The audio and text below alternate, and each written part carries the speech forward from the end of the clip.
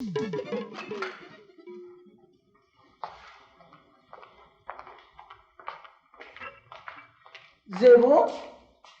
یہ سب بچے کہاں چلے گئے؟ باہر کھیل رہے ہوں گے بیبے، تم بھی تو ان کو گھر میں ٹکنے نہیں دیتی۔ اے لو، میں نے کیا کہا؟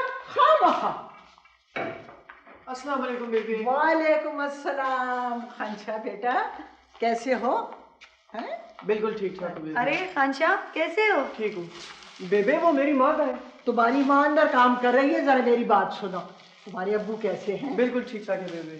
برکشانی آیا تمہارے ساتھ؟ ہاں بیٹا، اس نے تو مڑ کے خبر تک نہیں لی، کیسا ہے وہ؟ بیبی بالکل ٹھیک ٹھاک ہے، آج کل امتحان کی تیاریوں میں لگا ہے۔ اچھا، سمجھ گئی۔ تمہارے نانا اسے انگوٹھا چھاپ کہہ کے چھیڑتے ہیں نا، اس لیے۔ بیٹا تم منہ ہاتھ دھو لو، تھکے ہوئے ہو۔ اچھا بیبی۔ ہاں بیبی، وہ داجی کا ہے؟ وہ تو حجرے میں اپنے مہمانوں کے پاس بیٹھے ہوئے یخنی کے کٹوروں کے کٹورے چڑھا رہے ہیں۔ یخنی کے کٹورے؟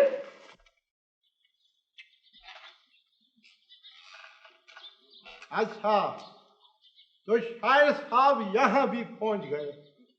الحمدللہ، بعد از تلاش بسیار آپ کا مکان معلوم کیا۔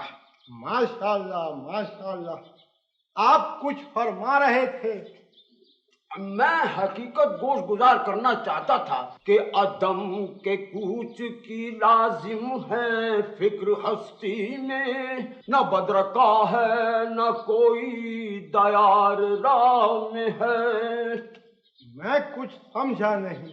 حکمت شامت ذلہ، بات دراصل یہ ہے، جائے گا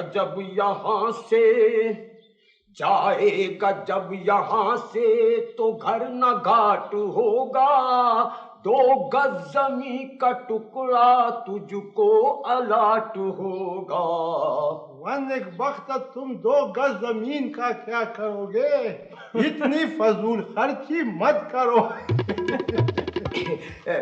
عمر دراز مانگ کے لائے تھے 4 دن، 2 آرزو میں کٹ گئے 2 انتظار میں۔ یہی تو میں کر رہا ہوں نیک بختہ۔ فکر کی کوئی بات نہیں، اللہ بہتر کرے گا۔ خدا راستی بہت یاد آ رہی ہے۔ ہستی ناپائیدار کے گریزپا لمحے یاد آ رہے ہوں گے۔ کیا؟ جوانی کا خواب آگی زمانہ یاد آ رہا ہوگا۔